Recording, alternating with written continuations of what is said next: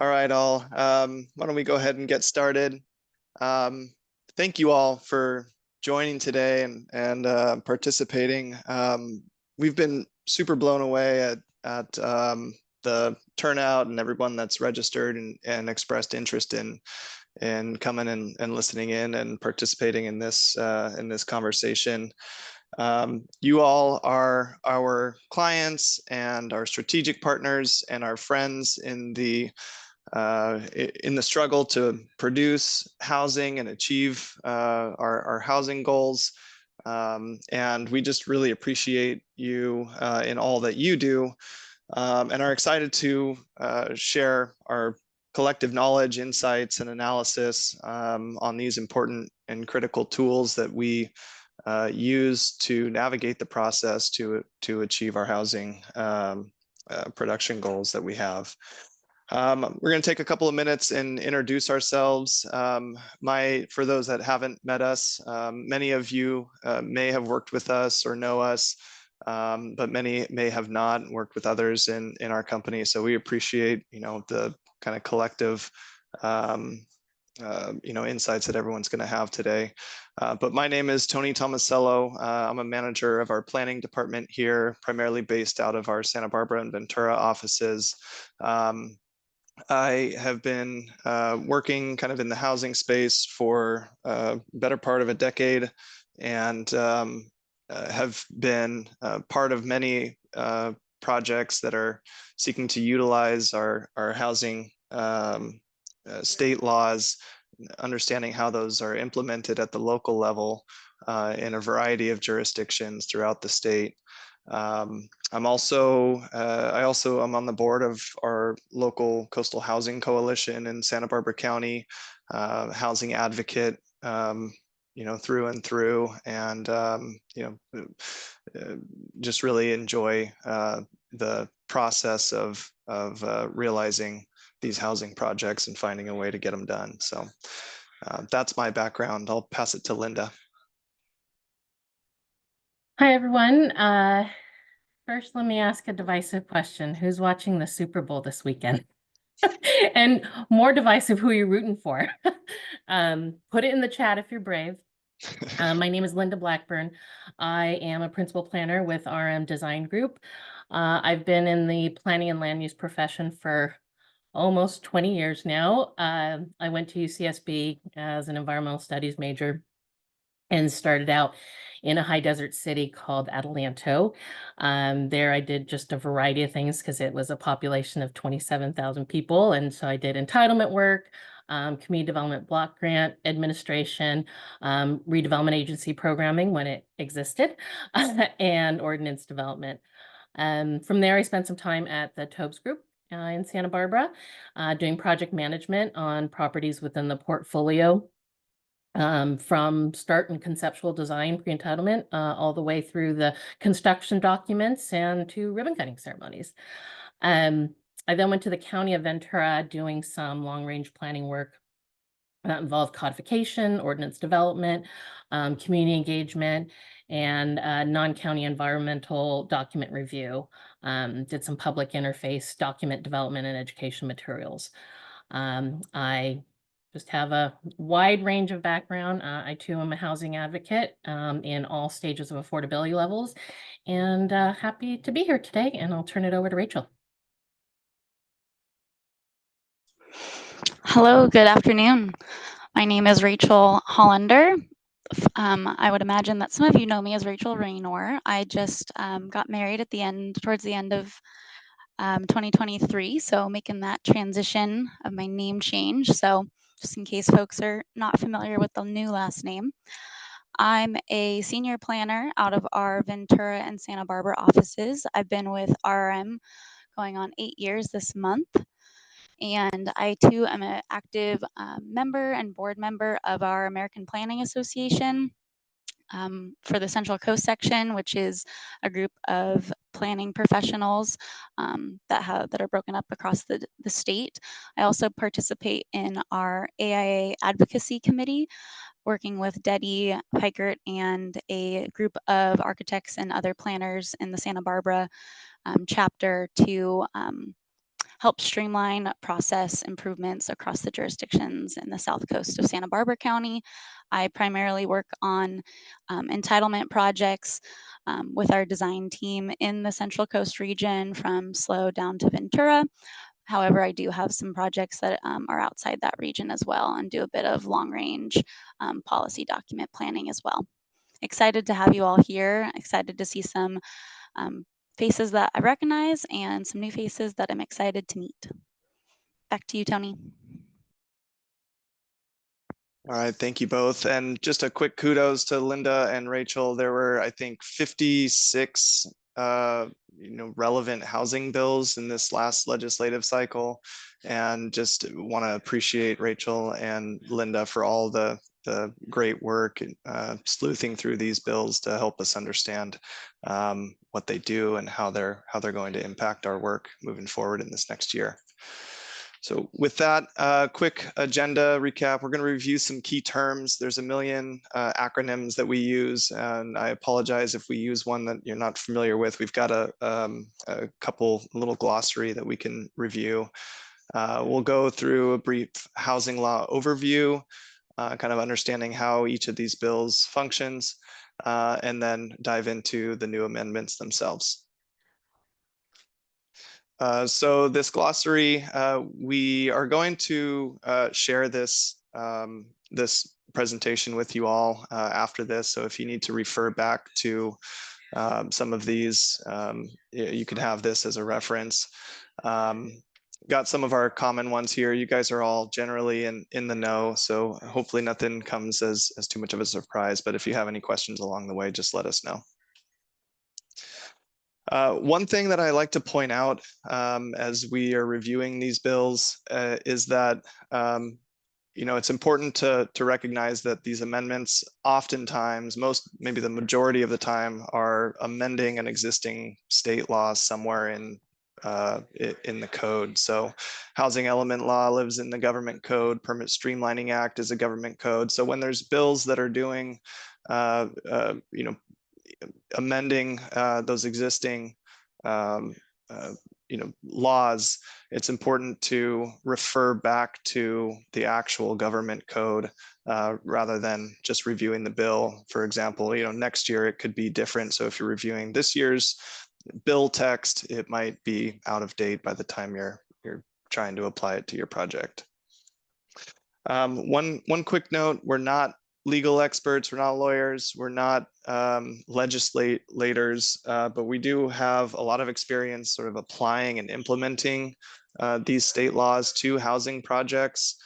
So our analysis is really based on somewhat of a boots on the ground, lived experience, understanding how these laws apply and at the local level, how they apply, kind of work in concert or in conflict with one another. And so that's really the focus toward implementation. And lastly, it's important to understand that implementation can vary from jurisdiction to jurisdiction. Sometimes the state laws aren't super clear and leave a little bit to the imagination. And it's incumbent to understand how that local level, that local jurisdiction is understanding and implementing these laws at the local level as well. So in terms of the new amendments, we've categorized them in 4 different areas. Again, this is just a select number. We're not going to go through all 56, but these are the ones that really stood out as maybe the most relevant to the most number of projects, or kind of the most powerful and things that we want to keep an eye out on. So 1, bills relating to housing streamlining and CEQA.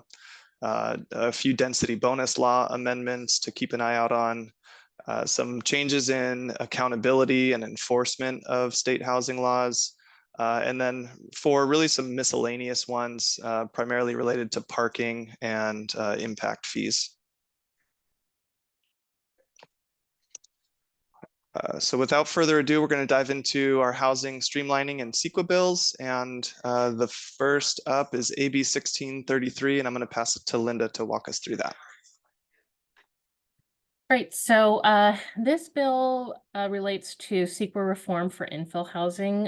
It does not amend CEQA, but does identify two new violations under the Housing Accountability Act. It relates to an applicant's right to challenge a local agency's processing of CEQA documents. It would be whether it's a denial of acknowledging a CEQA exemption or an extended review period for CEQA documents like negative declarations, EIRs, addendums.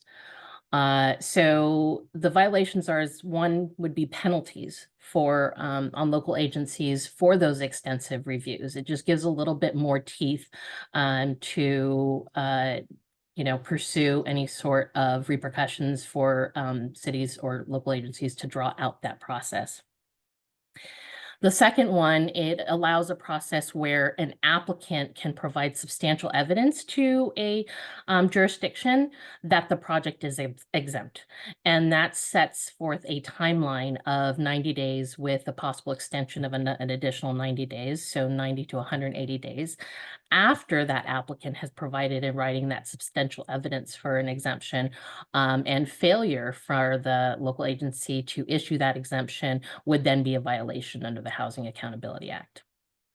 I'll let Tony go into which, applicable areas that this would apply to. Yeah, so just to provide a little bit of color, I don't know about you, but I've run up against experiences where, I've got an infill project. It is a no-brainer, in my opinion, for an exemption. However, the agency is either not super confident in using an exemption or just, thinks that there's, additional studies that are going to be needed in order to prove that up. And so some of that common sense, exemption justification, it can fall on deaf ears sometimes. This is a tool in order to push back on that. And it applies to a variety of exemption classes. So your typical class 32 infill exemption, the myriad of affordable housing exemptions, transit priority project exemptions, and so forth, which are pretty much, every exemption that most housing projects are going to apply to. So I think it covers our bases there. But I think this is a really powerful tool for kind of cleaning up some of that make work CEQA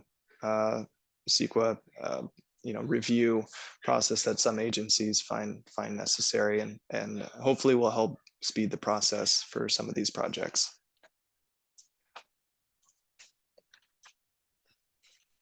Thanks. So there is an applicability component as it relates to qualifying factors for the development to be able to utilize and be subject to these new violations in this teeth that it's reporting. So if it's a mixed use project, it would need to be at least 2/3 residential, and there is a density requirement of being 15 dwelling units per acre or higher. The sites must meet the SB 35 criteria. And there are also the infill requirements of such as a half mile from a transit, low vehicle travel area, and or proximal distance to 6 or more amenities. So just something to take a look at further if this is something that interests you or relates to something that you'd like to pursue. There is some fine print there. Great, thank you, Linda. The next is AB 1449, Affordable Housing CEQA exemption for projects that are funded through LIHTC.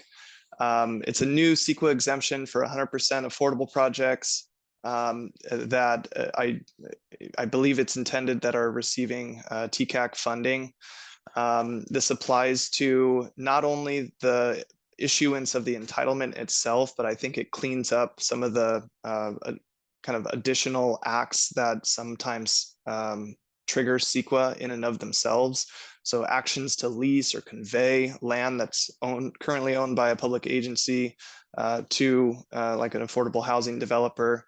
Even the rezoning of land or specific plan amendments that are required specifically to accommodate those affordable housing projects can also apply to those. and then actions to provide any financial assistance. Sometimes a project in and of itself might be exempt, but the agency voting to provide financial assistance could sometimes trigger CEQA, and so this would clean up that as well. There is somewhat of a long list to qualify as an eligible affordable housing project. As you'll see with many of these bills aimed at streamlining, there's references to the SB 35 eligibility criteria, really trying to target those sites that are least controversial, not in a high fire area, outside of, not in a floodplain, some of those types of environmental constraints. At least 2/3 residential, 100% affordable, and within the urbanized area, low vehicle travel area, you're really trying to aim it toward infill sites near transit. This exemption also comes with the labor standards from AB 2011 and has requirements that the project be subject to a TCAC agreement.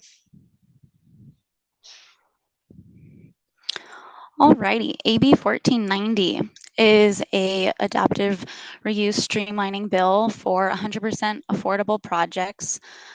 So regardless of general plan or zoning designations for a site, it allows a affordable housing project described as in the bill an extremely affordable adaptive reuse housing, which we've provided a definition of at the bottom of the slide, to be an allowable use.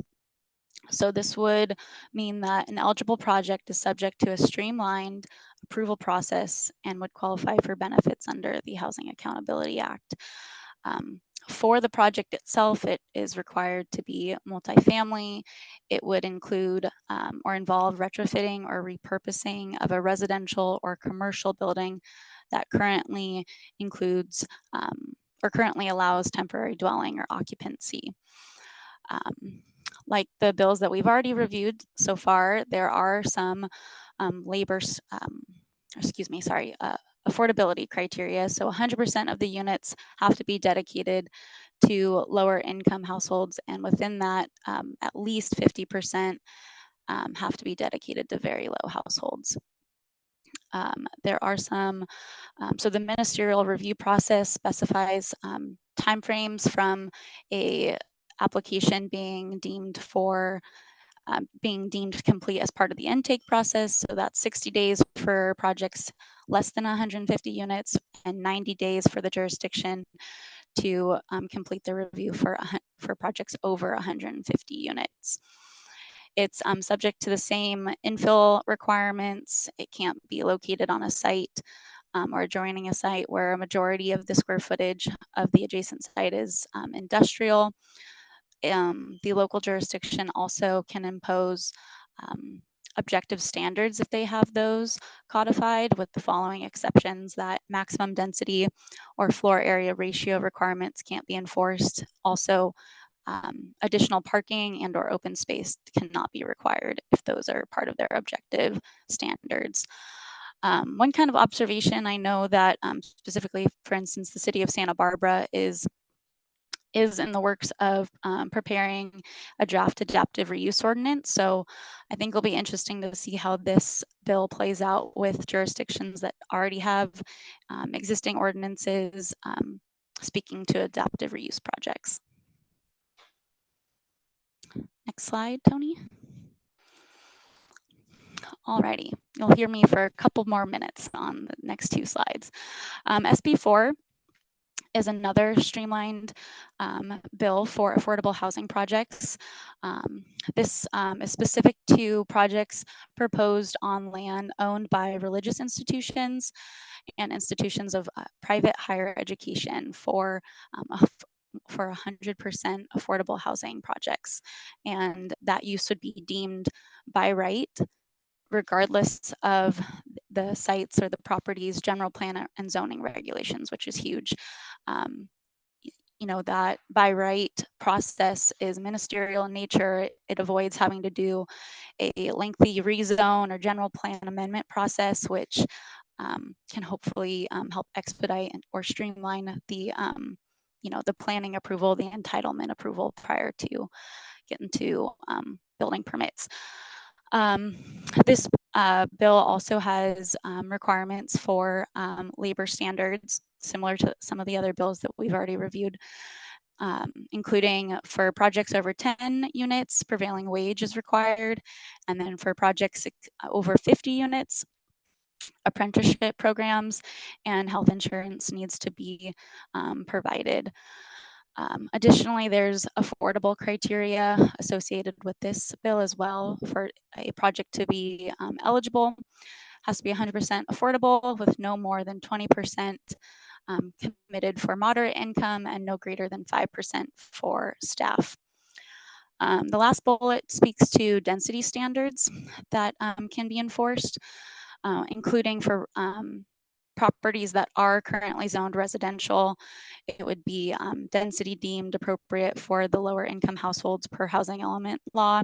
There's a list of, based on where your site is, if it's in unincorporated county, if it's in incorporated city, and then it breaks it down to if it's in a metropolitan or non-metropolitan area. So definitely would want to be able to check where your site falls.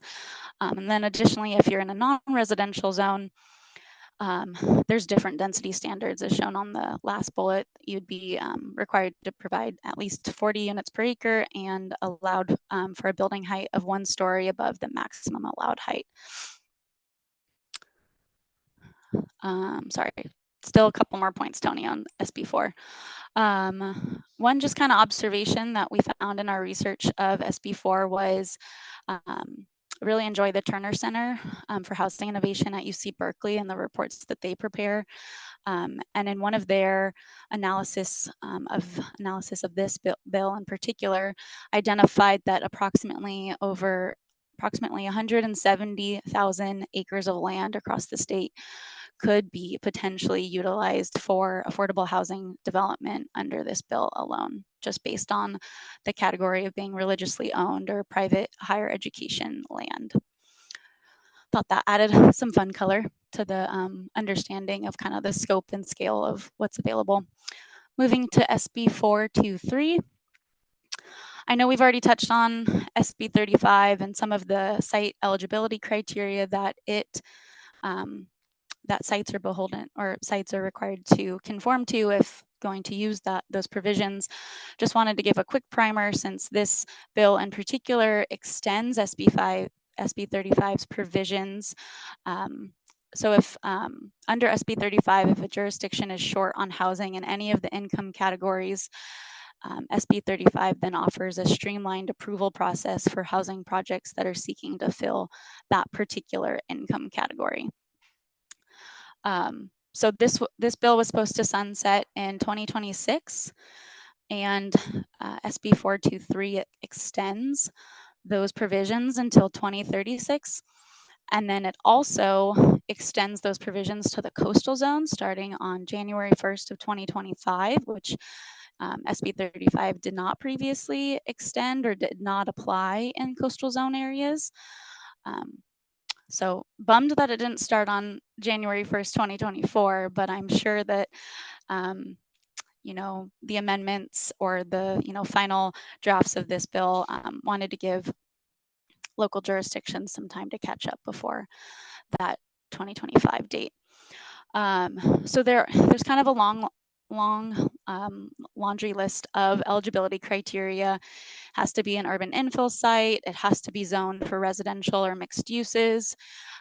It requires conformance to the SB 35 site criteria, as Tony alluded, not located in a sensitive or designated conservation area, can't be located on a wetland, can't have a prime farmland designation or very high fire risk. On and on, the list is quite long. And then the project also has to be consistent with any objective design standards that the jurisdiction has. This too has labor requirements, again, kind of a common trend that we're seeing a lot on all of these streamlining bills, including the 10 units, projects lower than 10 units, prevailing wage is triggered, And then projects of 50 units or more, the developer is required to provide healthcare benefits and, when available, apprenticeship programs. And then this one has a extra caveat under the labor requirements of projects exceeding 85 feet in height. The developer must prioritize the skilled and trained workforce requirements. One specific exclusion that I thought was interesting was that SB 423 does not apply to sites defined as an equine or equestrian district. So definitely thought that was an interesting exclusion, and I would imagine that was conveyed by someone who has one of those properties. So I think that's it, Tony. Yeah, just to tag on to Rachel, I think it's, some of these exclusions in fine print really allude to those special interest groups that lobbied to have those included into the writing of these bills. So SB 684 was developed for small lot subdivisions and to streamline that process.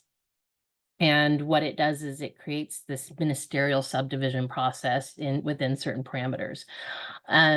It requires a local agency to approve or deny a completed application within 60 days of receipt. It also restricts local agencies from requiring an HOA, homeowner association, except as required by specifically the Davis-Sterling Common Interest Development Act.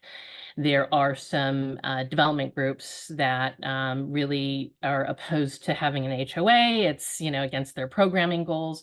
And so this would really help in those endeavors for those project applicants that really fight against some local jurisdictions for implementing that requirement to have an HOA.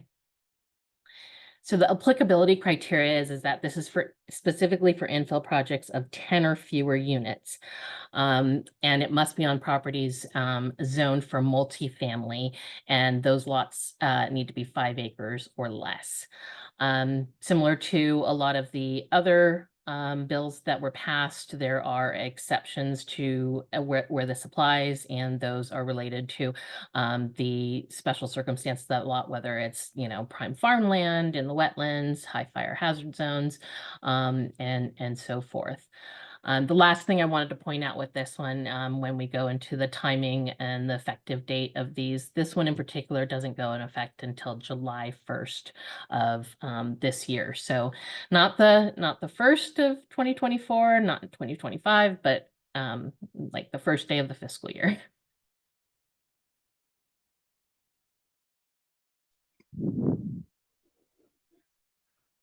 Hey, Tony, I think you're muted. Thank you very much. Next, we've got a few density bonus law amendments, starting with AB 1287. Back to you, Rachel. Thanks, Tony. So I think this one's pretty significant and could be a game changer for some projects, for projects wanting to, better maximize density on some properties. So it's referred to as a stacked density bonus on top of what's already allowed under current law. So this expands density bonus by providing up to an additional 50% density bonus if a project includes the maximum amount of either very low, lower, or moderate income as part of like the kind of original density bonus requested. If you max out the percentage of very low, low, or moderate, and get the 50, and then as part of this second or stacked density bonus, you could get up to 100% of base density. The law does clarify that base density is the greatest allowable density per either the zoning ordinance, specific plan, or land use element of the general plan. So this table outlines the new provisions for this stacked bonus. On the left-hand side of the screen, you can provide up to 10% of very low income units, which would grant you a 75% stacked bonus on top of your already 50%. Or you could do up to 15% moderate income units, and you'd get an additional 50% density bonus, which would max out to the 100% density bonus requested. An observation that we had in this bill was there's no table or percentage ratios that they provide for low income, and could not really, in our research, find the justification or reasoning for that. So just thought that was an interesting kind of additive. This next slide, we have 2 slides for this one. So we provided a little example kind of scenario, demonstrating comparing the current provisions and the new provisions under AB 1287. So on the left-hand side, the current state density bonus law provisions, if you, in this example, commit 15% of your units to very low income category, you would be granted a 50% density bonus. Under this new stacked density bonus allowance, if you commit the 15 very low and an additional 15% of moderate, that gives you the up to 100% density bonus. So just kind of a little graphical illustration of that. And then just a couple other items to note of this particular bill. It does not apply to 100% affordable projects, though other incentives do exist. However, it does grant one additional concession for those 100% affordable projects, from 4 total concessions now to 5 total, which I feel like on all the projects I've been working on, our concession requests, we're almost always maxing those out and then having a laundry list of development standard waivers just to get it through the process. One last thing, and just kind of observation to note related to the just generally state density bonus law and its applicability in the coastal zone, and being, how that interfaces with the Coastal Commission. I found it interesting that in an original draft of the bill back in spring of last year, there was a provision about limiting the Coastal Commission's authority in the coastal zone under this particular bill. However, the bill was amended to revert back to existing law, which specifies that state density bonus law shall not supersede or in any way alter or lessen the effect or application of the California Coastal Act. So I think this amendment that occurred to the bill is definitely kind of, I don't think it's going to be unresolved, and it's going to probably come back in future legislative cycles or sessions between the Coastal Commission and our California lawmakers. So just kind of wanted to note that observation as well. Thank you, Rachel.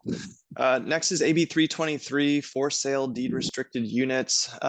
So this bill limits the ability of developers to sell deed restricted units intended for owner occupancy to purchasers that would turn around and rent the unit. However, so in some ways it limits what you can do. However, I think there's some additional flexibility that's added in with this bill. So for those that are involved in for sale affordable housing, or maybe they're doing a density bonus on a subdivision type of project and deed restricting some for sale units, it's often difficult to find qualified buyers of those that meet the income restrictions. And so what this bill does is it says that if there are no qualified owner occupant buyers within 180 days from C of O, then the developer can sell to a qualified nonprofit that will ensure that owner occupancy to people that can. So I think kind of creating a partnership between perhaps a market rate home builder and some of our nonprofit affordable developers to kind of close that gap. Happy to talk about that more if there's any questions.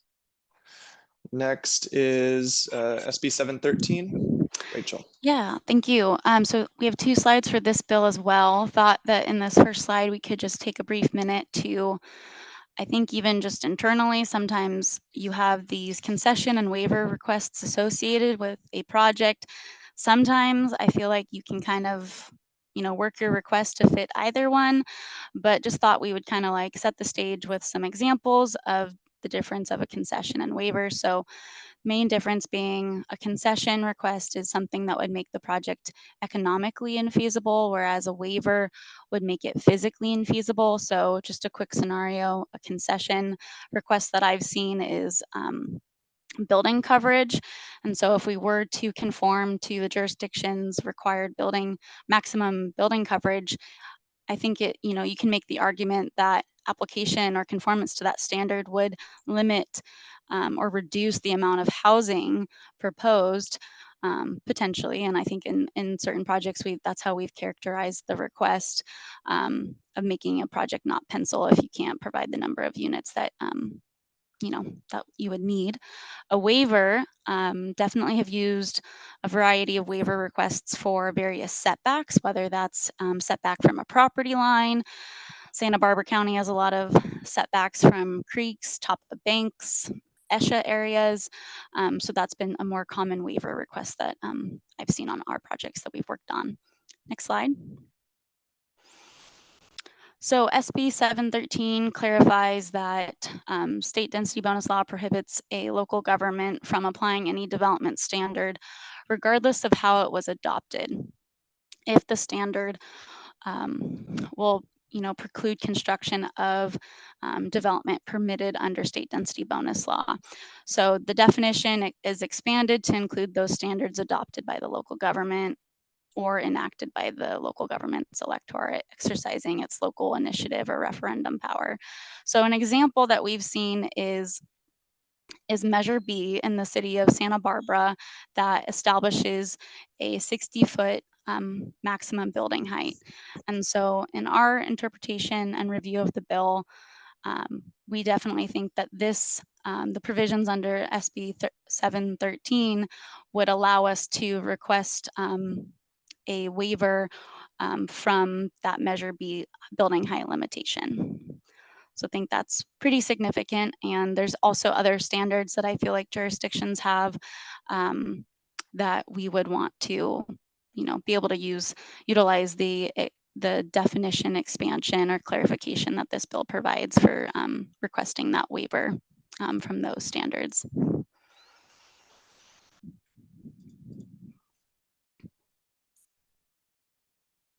AB 1218, Linda. Yes. Cover this one. Yes. Okay, so we're about halfway through. Do a little stretch. So AB 1218 has provisions for replacement housing and relocation benefits that are associated with development projects that either demolish protected units or develop on properties that have demolished affordable protected units within the past 5 years. And the requirement is that they replace all the protected units either at the same unit level or more.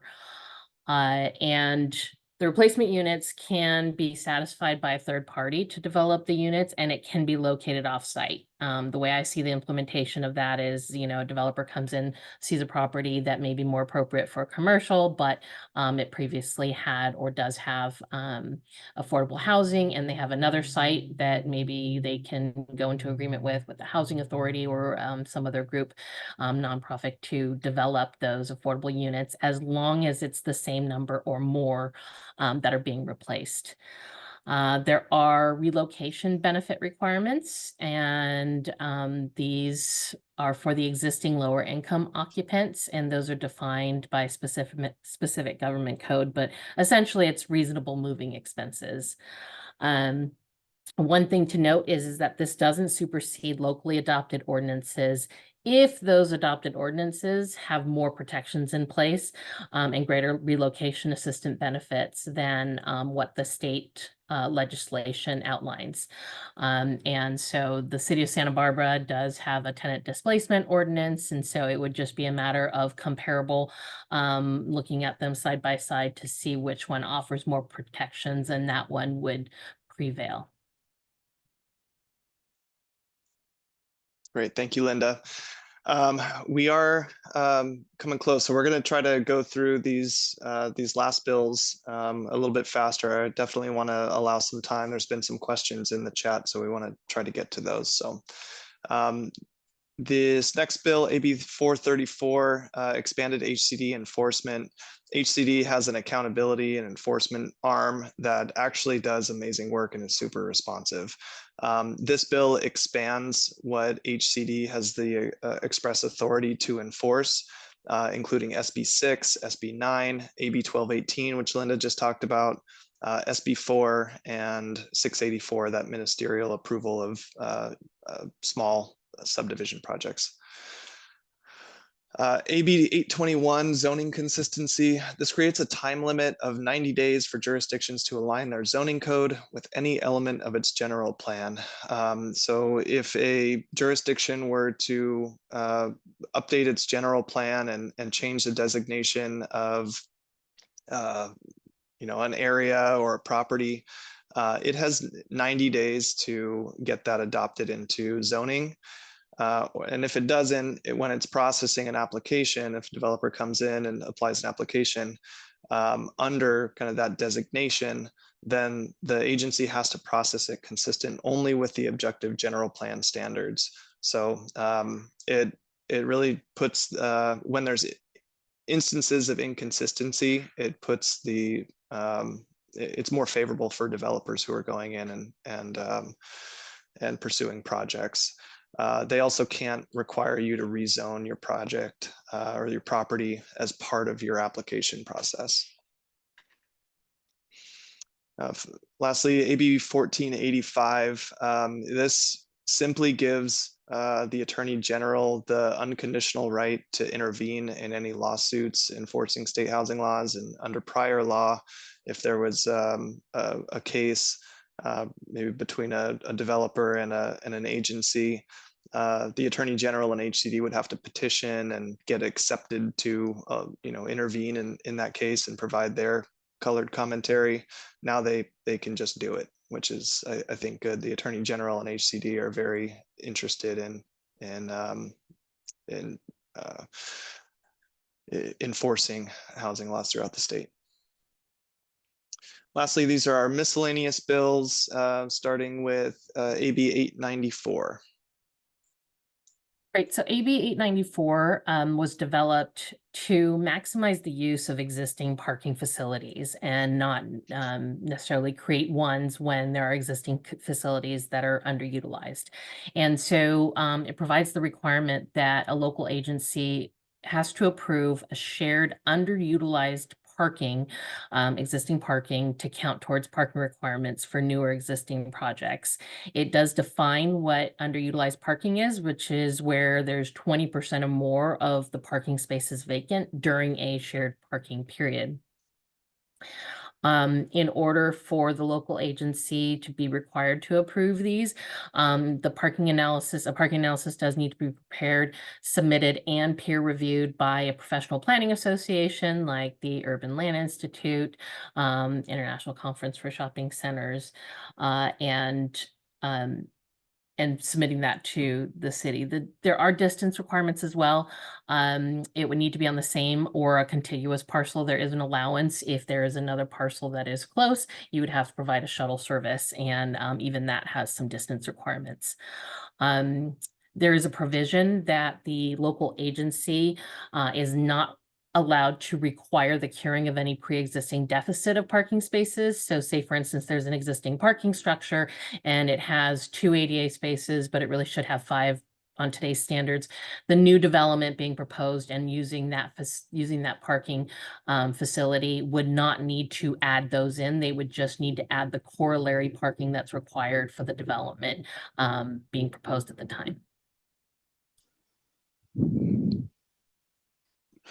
Another parking one, AB 1317, which requires qualifying residential properties and the owners of those properties to unbundle the cost of parking from the total rent of the housing units.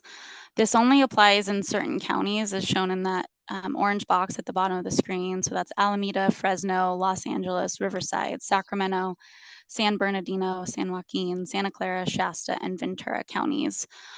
Since we work in a majority of those counties, thought it was appropriate to include, even though if it is a little bit more specific for those geographical areas. So for folks that maybe don't know what unbundled parking means, it's, you know, leasing parking spaces separate from the residential unit. This doesn't really take effect, well, not, it takes effect, sorry, January 1st of this year, but it applies to properties which have received a certificate of occupancy on or after January 1st of 2025. And then it also requires those properties to include 16 or more residential units. It does not apply to affordable housing projects and or product types designed with a garage, for example, like a townhome or maybe a row house, where it would be more difficult to unbundle parking because that's actually part of the unit, and you can necessarily rent out someone's garage of a townhouse to someone else. Tenants do have a first right of refusal to parking spaces built for their property. And if they decline, they may be leased to either other residential users on site and or off-site users.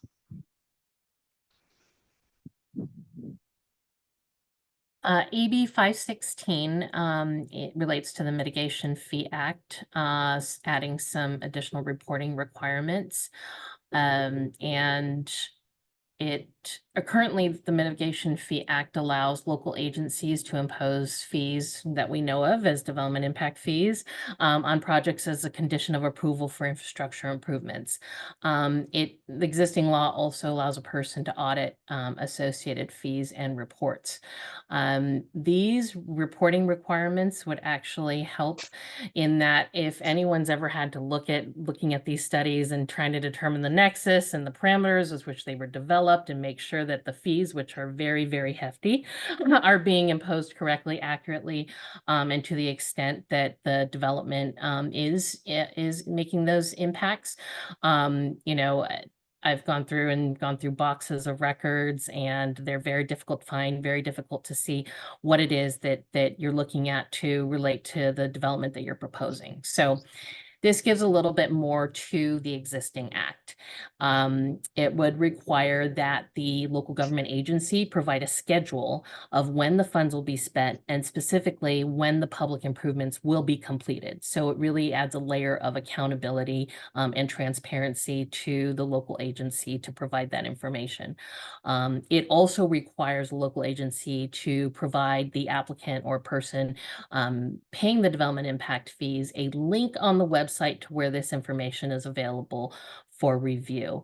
This is a bit of that integration of digital records management and how you can pass that on and must be passing that on to these applicants and developers that are being assessed these fees. Thank you, Linda. And that generally concludes our summary of the bills that we find most relevant. Obviously, again, there's a number of additional laws to be aware of. If you've come across one that you think is interesting or may apply to something that you're working on, we're happy to share any insights that we may have about that. At this point, wanted to open it up for questions. There's been a couple in the chat that I'm going to go back to, but if you have other ones, you can either put them in the chat or feel free to raise your hand, and you can unmute yourself to join the conversation. So the first one was from Curtis. Can you expound on the requirement for providing apprentice programs? What does that look like for the developer? Basically, what you're seeing with all of those streamlining bills, taking projects from discretionary to a ministerial by right, there's a very heavy union lobby in Sacramento that is essentially putting pressure on legislators to include that language, the skilled and trained workforce or the apprenticeship programs and things like that that are typically provided by union contractors. And so in the larger projects, that seems to be a consistent thread throughout, that they provide those apprentice programs and things that I think are traditionally provided by union contractors. Curious, you developer, our developer partners probably have a much better sense of what that means, and how to navigate that than we do, working directly with contractors. So if anyone else has insights on that, I welcome others to share. I also wondered, Tony, in my understanding, if there are no apprentice workers available, the project construction can still move forward. Is that also your understanding? I have heard that, but I don't know that for sure. Okay.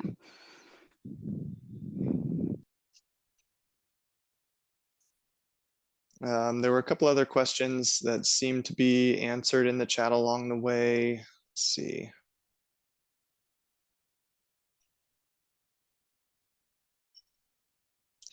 A question from Gary Price. When would these statutes take effect in terms of referencing in the 7th cycle housing element updates, 2024 to 29? Linda or Rachel, any thoughts on that?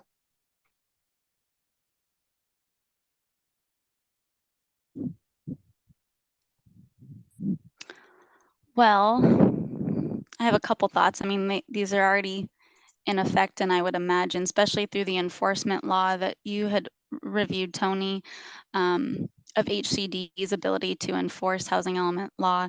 I would imagine it would carry over to the 7th cycle. Also, the 7th cycle isn't the same for all jurisdictions in the state. There's a cycle of the different regions of the state and their respective going through the 6th cycle, for instance.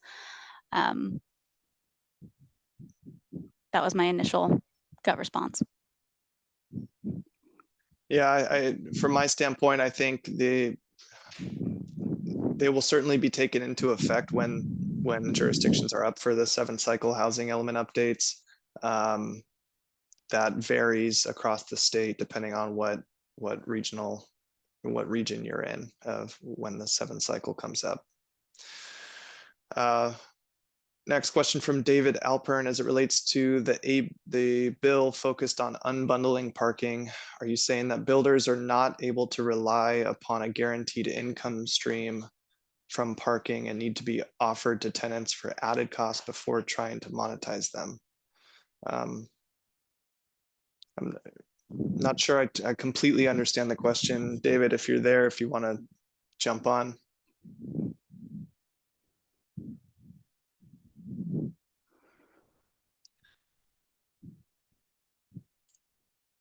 I think what this bill is saying is that in those counties that it applies to, developers, as far as I read it, are required to offer the parking space for lease separate from the unit itself. I don't know that it doesn't prescribe any cost as far as I'm aware of what that needs to, what those spaces need to be leased at. So in some sense, it can create a separate income stream from leasing those parking spaces. I think what it's intended to do is to somehow reduce the cost of the unit itself because of the large cost to provide parking. And I'm not sure why it only applies to those counties. I found that to be somewhat odd.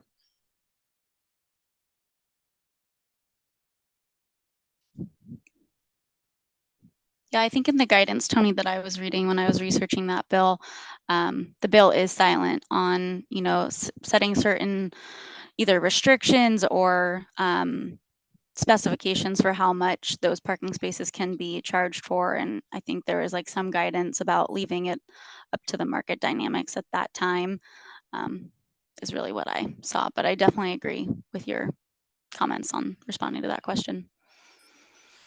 Great. It looks like that's all the questions. I want to thank everybody again. I'm sorry, Tony, sorry, there go was ahead. one more just for clarification. I think Gary Price was asking that the housing element updates need to include those programs to amend the regulations to take into consideration these statutes. And I think I would just replace need with should. I think that, during each one of these processes, especially when it's a new housing law that's being passed, there's a implementation process, and then that's why you'll see subsequent updates year after year to the same bill. And just depending on where those jurisdictions are, speaking back to what Tony and Rachel was saying about where those jurisdictions are in their process, if they've already established it, had their draft housing mints going to HCD, and that determination and implementation by HCD of enforcing that these new laws that have gone into effect should be applied to these housing element updates. I do want to add one thing on that for the 7th cycle. Under the AB 434, the expanded HCD enforcement authority that Tony had overviewed, that bill requires or reduces HCD's review period for housing elements from 90 days to 60 days. So for jurisdictions that have already gone through the 6th cycle housing element process that were subject to not knowing if they had a substantially compliant or certified housing element for 90 days, now they only have to wait for 60, which I think is definitely a large commitment and undertaking for the state to commit to. But I think that's also going to be helpful for the 7th cycle, knowing how many rounds of housing element review jurisdictions in the state had to go through to get a certified element. Do we have time for that last question that says AB 323, and if that would apply to SB 9 owner occupancy requirements? I think that was either Rachel or Tony. It was the for sale deed restricted units.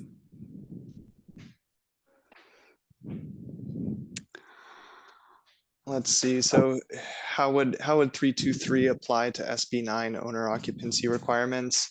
I don't believe SB 9 has affordability requirements when you're doing a lot split or something like that. I think in the city of Santa Barbara, on their Senate bill or on their 2-unit residential guide that they have, there are affordability requirements for the 2-unit project type if there's no lot split, or if you proceed with the urban lot split, which means you could get up to 4 units. I think there are affordability requirements. It says at least 1 unit per 2-unit project, or at least 1 unit on each of the 2 newly created lots. Yeah. I don't know that we can, it probably didn't answer your question perfectly. Feel free to reach out. We're happy to kind of take a look at some of the nuances and see if we can get you some insights into how these bills interact with one another. We will be following up with the link to the recording of this presentation, as well as the slides themselves, and have our contact information in case you have any follow-up questions you'd like to reach out about. But thank you again. Hope you have a great rest of your day, and look forward to our continued partnerships moving forward in this next year. Thank you everyone for attending. Thank you. Happy Thursday.